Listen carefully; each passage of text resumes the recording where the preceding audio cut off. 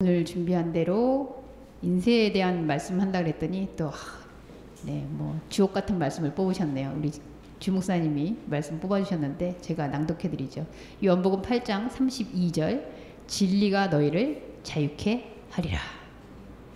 주 목사님 늘 글 쓰시면서 별로 자유하지 않은 것 같은데 자유하고 싶은 마음을 담은 것이 아닌가라는 생각이 들면서 오늘 이제 말씀 전해주시는데 여전합니다. 여기 왔는데 우리 조금 이렇게 울림이 있어서 환호를 하기에는 더 좋지 않을까, 효과적이지 않을까.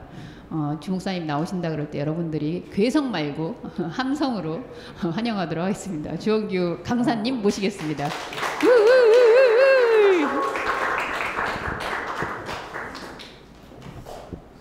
네, 공간을 옮기고 여전히 저를 또 받아주시는 우리 주연 목사님의 하레와 같은 은혜에 어떻게 보응을 하고자 할까 했는데 그냥 생긴 대로 그냥 있는 그대로 계속 연합하는 게 좋을 거라는 생각을 가졌고요.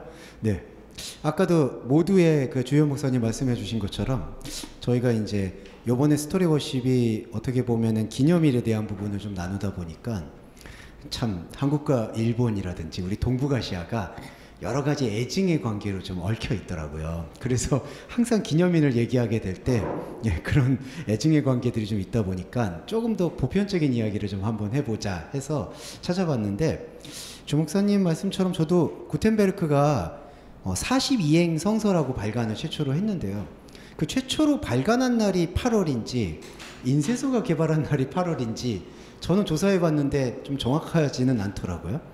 그래서 목사님께서는 아마 조금 이따가 곡 소개해 주실 때 소개를 해 주실 것 같아서 제가 그게 8월인지 아닌지는 정확하지는 않은 것 같습니다. 하지만 오늘 같이 나눌 수 있는 것은 요 인쇄에 대한 부분을 좀 한번 같이 나누려고 하고 있는데요.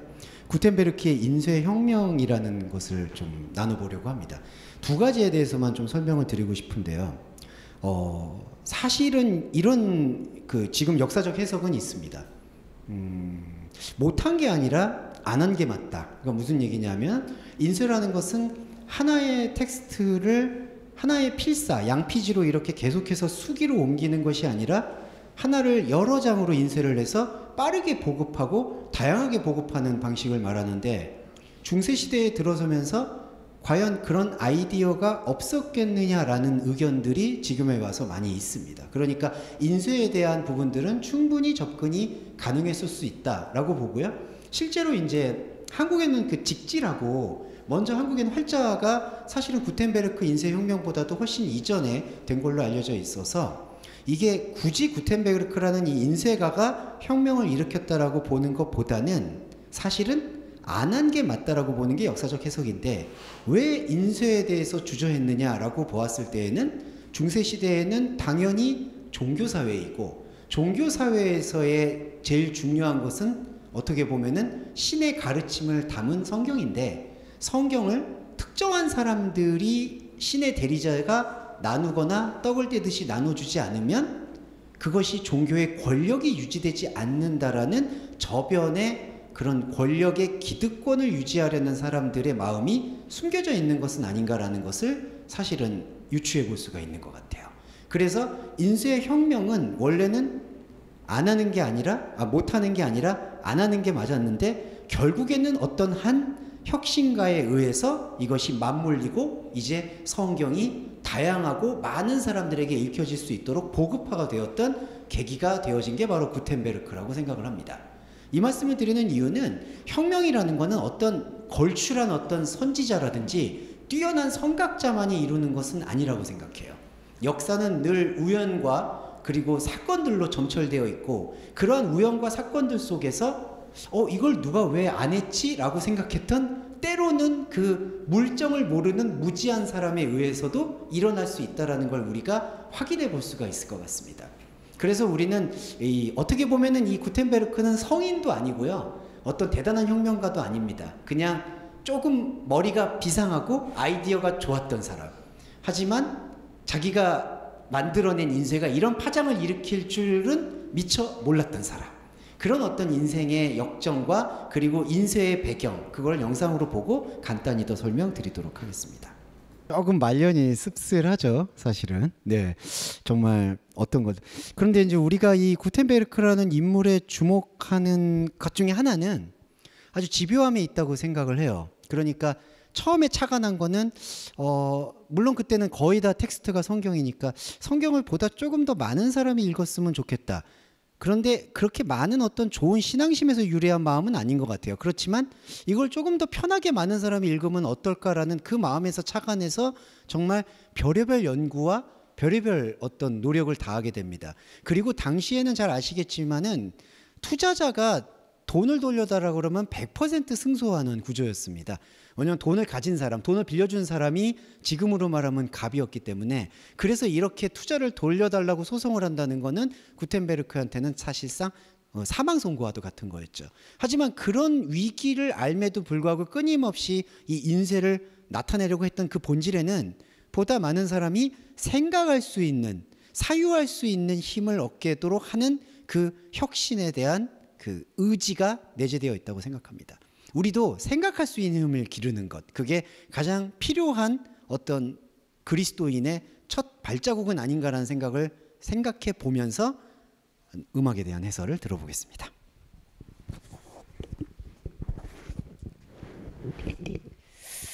네, 뭐 평소에 생각하지 않던 부분들을 이렇게 생각하는 묘미가 우리 스토리 워십의 즐거움인 것 같고요. 그 아까 목사님 얘기하시면서 진작에 개발할 수 있었는데, 발명할 수 있었는데 못한 게 아니라 안 한 게 아닌가라는 생각하면서, 지금 전기차도 그렇잖아요. 네, 못하는 게 아니라 안 하고 있는 여러 가지 이해관계에 의해서, 그러고 보면 점점 더 뭔가가 새로운 게 지금 AI 그 등장하면서도 그 나오는 동시에 하지 말아야 하는 것들, 또 윤리들, 생각해야 할 것들이 정말 너무 많은 것 같아요. 그래서 그냥 해보지 뭐 이게 안 되는 시대가 되지 않았나라는 생각도 듭니다. 어쨌든 이런 한 사람의 노고로 사실 역사적으로는 우리나라가 더 그 직지신경인가요? 인쇄 그거는 더 먼저였다, 뭐 이렇게 얘기했는데, 먼저든 나중이든 인간의 내재되어 있는 생각들을 글이라는, 텍스트라는 것을 표현해내서 눈으로 확인할 수 있게, 이걸 저는 객관화라고 생각하는데, 그 객관화를 통해서 우리는 지금 또 하나님이라는 말씀의 세계를 같이 영위하고 있지 않나 싶습니다. 그래서 그게 이런 걸로 비유될지 모르겠지만, 꽃이 피기 전까지는 그 꽃의 아름다움, 그 꽃이 어떠함을 알지 못하는 것 같아요. 이제 들으실 곡은 안티아라는 그 데서 유래된, 어떻게 했습니까? 안테이아? 네, 뭐 어렵습니다. 하여튼 그 꽃이라는 데서 유래했는데, 또 그리스 그 여신 헤라의 별칭이기도 하대요. 그래서 내재되어 있는 세계에서 그렇게 꽃으로 피어나는 과정에 대한 의식을 작가가 담았을까는 모르겠으나 우리는 그렇게 한번 들어보도록 하죠. 316 앙상블의 연주로 듣습니다. 박수로 청해 주시죠.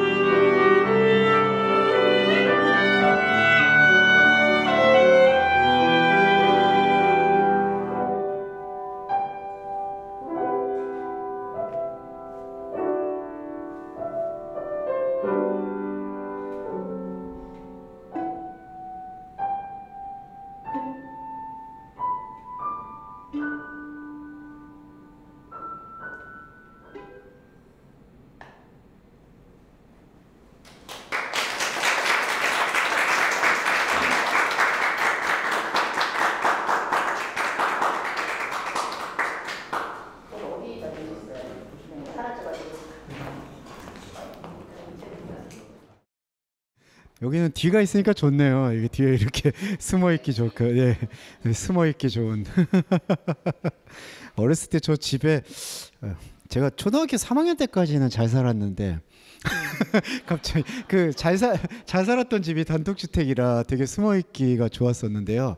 아버지께서 사업을 말아 드시고 가방이 없는 곳으로 가니까 제가 숨어 있을 데가 없더라고요. 근데 지금 와서 생각해 보니까 여기는 숨어 있을 곳이 되게 많다. 예, 그 생각이 들었습니다. 네. 네. 자, 종교개혁의 열망에 대해서 조금 말씀을 드릴게요. 자, 구텐베르크는 자신이 만들어낸 그 인쇄의 혁명이 정말 혁명이 될지 어떤 파란을 일으킬지를 전혀 예상하지는 못했습니다. 그리고 사실 신앙적으로 그렇게 투철한 인물도 아니었어요. 여러분 잘 아시겠지만 우리가 면죄부라고 알려져 있는 거 있죠. 그 면죄부가 이제 그냥 필경사가 쓰기가 오류도 많고 이른바 짝퉁도 많아지니까 그 면죄부를 인쇄로 사용해 보자라는 아이디어를 또 종교인들이 내서 거기에 또 앞장서기도 했었습니다. 그런데 역사의 아이러니가 이제 종교개혁하고 이 인쇄하고 맞물리기 시작하죠. 인쇄는 두 가지 키워드에서 혁명적이었는데 하나는 많은 사람들이 빠르게 정보를 들을 수 있는 그리고 생각할 수 있는 것이 생기는 것이 첫 번째고 두 번째는 언어의 변환입니다. 그때 당시도 아시겠지만 종교, 특히 성경의 언어는 모두 라틴어로 쓰여져 있었는데 아까도 잠깐 보셨지만 거의 고딕체가 아니면 또 쓸 수가 없을 만한 서체까지도 검열하고 있는 언어, 서체 모든 걸 검열하고 있는 흐름이었는데 그게 바로 자국민들의 언어로 성경이 변환되는 그 개혁을 촉발시키는데 인쇄술이 작동을 했다. 그러니까 인간의 탐욕과 문명의 발전과 성경의 역사와 영적인 진보는 아이러니하게도 모두 뒤섞여 있다. 이런 것들을 확인해 볼 수 있는 게 바로 종교개혁과 인쇄술의 장면인 것 같아요. 그래서 두 번째 영상은 그런 맥락에서 스토리를 생각해 볼 수 있겠습니다. 이게 참 아이러니한 게 인쇄 자체는 죄가 없죠. 인쇄는 죄가 없는데 그 인쇄라는 행위와 문명의 도구로 어떤 이들은 자신들의 안타깝지만 사리사욕을 채우려고 했었다라고 볼 수밖에 없어요. 왜냐하면은 종교의 재정이 파산되는 것도 자신들의 사치스러움이나 신을 대리하고 신을 위한다는 핑계로 무분별하게 낭비를 일삼았던 결과였었거든요. 그런 의미에서 돈이 부족해진 그 가톨릭 교회가 돈을 충당하기 위해서 면벌부를 남발하는데 그거를 더 빨리 많이 걷어들이기 위해서 인쇄를 활용한 게 그게 마틴 루터의 그 영적인 정의감을 자극한 것이고 그렇게 해서 95개조 반박문은 또 인쇄라는 기법을 통해서 빠른 속도로 여러 나라 특히 독일에게 집중되어 됐고 그게 더 발전돼서 마틴 루터가 자극을 받은 건 이거는 모국어로 된 성경을 읽어보자. 우리가 진짜 이해할 수 있는 감정과 체계로 느껴보자라고 해서 인쇄라는 하나의 모티베이션이 결국에는 영적인 혁명까지도 일으켰다라고 볼 수가 있습니다. 그리고 오늘 우리가 뿌리를 내리고 있는 이 프로테스탄트라는 개신교의 원리도 바로 이 인쇄혁명하고도 연관이 있다고 볼 수가 있겠죠. 그래서 기독교와 교회, 종교개혁의 정체성이라고도 할 수가 있겠습니다. 그렇지만 인문학의 발전으로 그대에 대한 모든 것이 빛이 있지만 그림자도 있다고 생각합니다. 이만큼 지식하고 사유하고 생각할 수 있는 것은 좋았고 그로 인해서 성경의 말씀을 보고 보니 사제의 말들과 어긋나는 부분들이 많다는 것을 지적하고 문제 삼는 거는 좋았는데 그거를 문제를 삼다 보다 보니까 신의 말들이 모두 인간의 말이고 거짓말이 아닌가라는 그러한 어떤 잘못된 지식들의 전파도 지금의 21세기에 이르기까지 지금 내려오고 있는 추세도 사실은 간과할 수는 없습니다. 모든 것들은 영적인 균형이 필요했는데 그 균형에 대한 감각을 잡아가는 것은 이 종교개혁에서 마틴 루터가 얘기했던 본질로 돌아가자, 성경으로 돌아가자라는 것에 대한 그 원형에 대한 의지가 필요한 부분은 아닌가. 인쇄를 생각하면서 종교개혁을 생각하면서 그러한 생각을 가질 수 있게 되었습니다.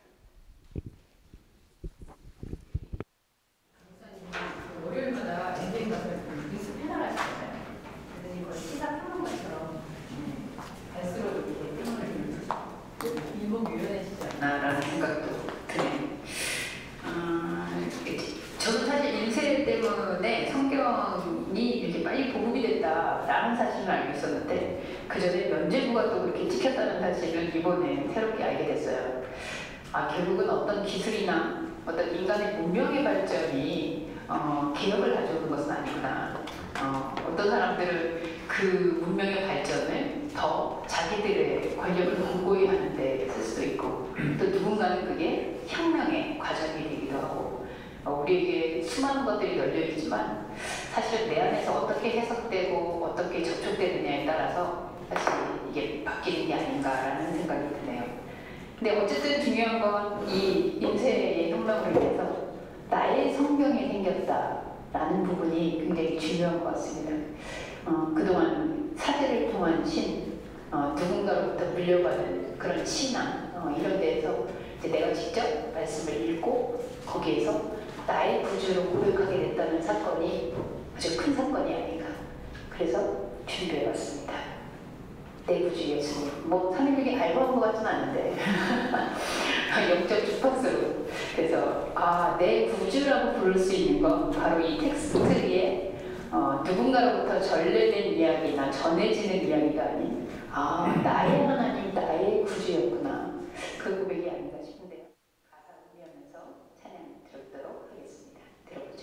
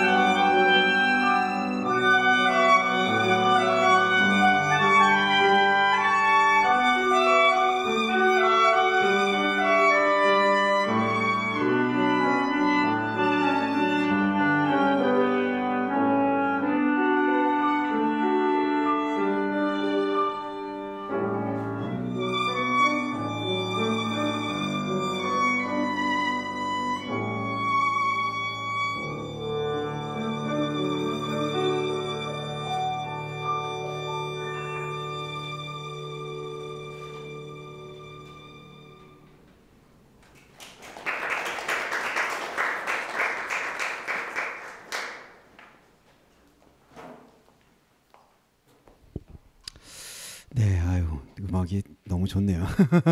뭐 다른 어떤 말이 필요 없을 것 같습니다. 마음을 아주 차분하고 숙연하게 해주는 음악의 힘은 갑자기 오늘 인쇄인데 이 텍스트를 넘어서는 힘은 음악에 있지 않은가 갑자기 이렇게 넘어가면 안 되기 때문에 예, 세 번째 챕터를 바로 설명을 드리도록 할게요. 아까 모국어에 대해서 잠깐 말씀드렸는데 사실 마르틴 루터가 종교개혁을 할 때 종교개혁을 추구하는 학자들 사이에서도 나름의 충돌과 우려가 있었다고 하더라고요. 그러니까 그 전까지만 해도 어떤 우려가 좀 있었냐면은 하나님의 말씀은 그때 당시에 쓰인 언어와 그때 당시에 쓰인 말로서만 영적인 효능이 있다라는 생각을 갖고 있었던 사람들도 꽤 많았던 것 같습니다. 그러니까 라틴어를 신봉하는 사람들은 하나님의 말씀은 라틴어로 되어 있다라는 생각이 있기 때문에 그 독일어라든지 그 각 지역의 모국어로 번역되는 것에 대해서 상당한 두려움과 불안도 있었다라고 알려져 있더라고요. 하지만 결과론적으로 보면은 하나님께서는 다양한 문화와 다양한 사고방식을 갖고 있는 사람들의 공동체 안으로 스며들어서 그들의 말과 그들의 생각 속에서도 보편적인 생명의 열림을 허락하신다라는 것을 우리는 확인해 볼 수가 있는 것 같습니다. 만약에 그렇지 않았다라면 정말로 어떤 하나의 특정한 언어와 말만 하나님의 말씀이다라는 게 정말 맞았다라면은 아마도 지금 이 순간 이렇게 다양한 언어로 다양한 성경이 번역되어서 다양한 성령의 은혜를 체험하는 것은 불가능하지 않았을까. 그래서 각자 다양한 문화와 환경 속에서 그들의 언어로 하나님을 느끼는 것이 바로 인쇄혁명이 가져다준 하나의 큰 교훈이 아니었나. 그런 맥락에서 우리 한국에서도 처음에 말씀이 도입되고 성경이 도입될 때 모국어로 읽는 그리고 우리의 말로 읽어내는 성경의 중요성을 간파한 사람들의 그런 일대기를 한번 살펴보는 건 중요하다고 생각해서요. 우리 한국에서 저도 많이 예전에는 알지 못했던 선교사 중에 하나이신 이수정 선교사님의 그 한글 번역에 대한 그분의 노력과 의지를 간단하게 살펴보도록 하겠습니다. 네.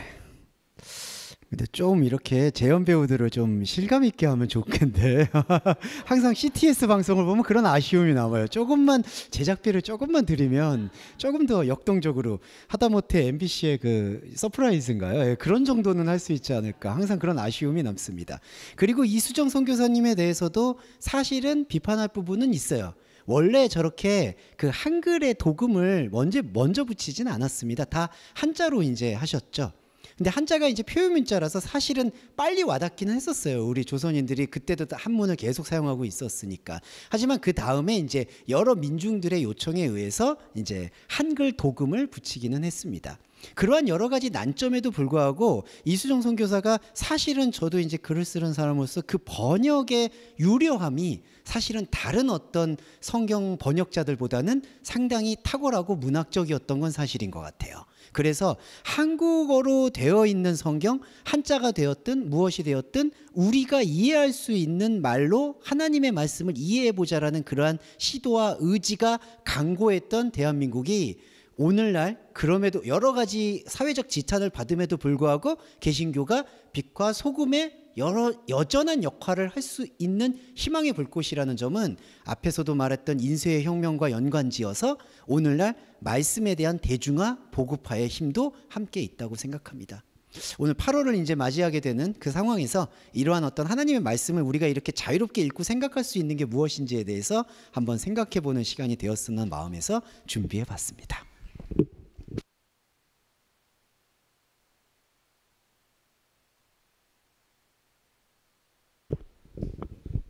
연주처럼 이렇게 말씀이 끝나니까 박수도 쳐주시고 역시 우리 관중들의 훌륭함은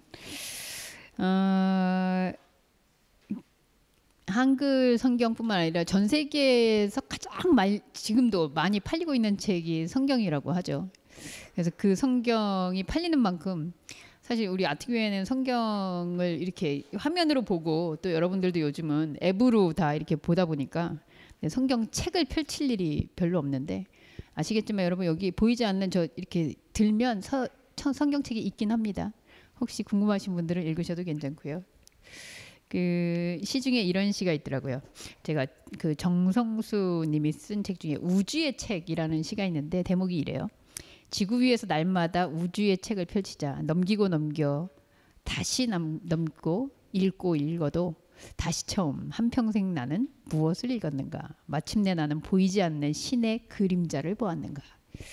시인이 책을 읽으면서 결국은 글씨를 읽고 이렇게 뭔가 인쇄물을 보는 것 같지만 끊임없는 생각과 그 발견 속에 나는 신을 읽고 있나? 이제 이런 생각이 들었던 것 같아요. 성경뿐만 아니라 특히 또 이제 우리 동서말씀교회 아트교회 성도들, 공유교회 성도들은 책 쓰기를 하고 있는데 아마 우리 중에 책을 제일 많이 쓰는 사람은 아마 인선인 것 같아요. 벌써 4권의 책을 썼는데 네, 아시죠? 뭐 공유교회 성도들은 책 한 권은 기본이다.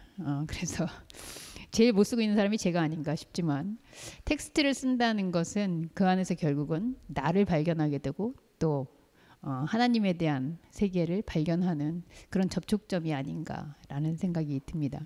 오늘 인쇄에 대한 생각을 하면서 우리의 일상에서도 기록되어지는 것들을 통해서 나는 어떻게 기록되어지는가라는 또 생각을 하게 됩니다. 그래서 네, 마지막 곡이 의미심장하네요. 나의 자랑은 텍스트도 아니고 말 잘하는 것도 아니고 오직 십자가라고 돼 있는데요. 가사가 이래요. 열심히 사랑하는 것 세상의 자랑 위한 것 아닌지, 나의 생각과 마음이 나의 자랑이 있지 않은 내 소망, 내 신앙, 나를 위한 것이 아니길 원한다라고 하는데 뭐 예수님에게 영광을 돌리고 이런 차원을 떠나서 나는 지금 어떻게 우리의 인생의 여정 가운데 기록되어 가고 있는 존재인가를 생각해보는 시간인 것 같습니다. 오늘 말씀 또 생각하고 또 찬양 음미하면서 우리의 생각을 정돈하는 연주 듣겠습니다.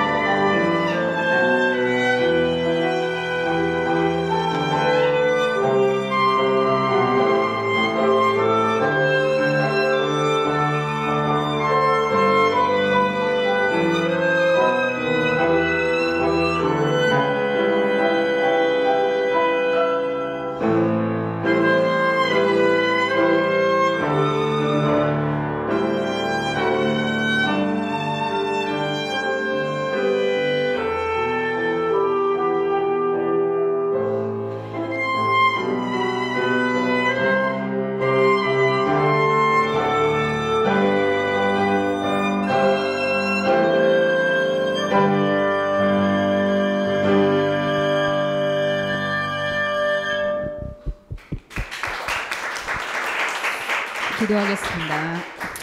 하나님, 이렇게 인쇄물로 쓰여져 있는 책을 통해 우리는 하나님은 어떤 분이실까에 대한 힌트를 얻습니다.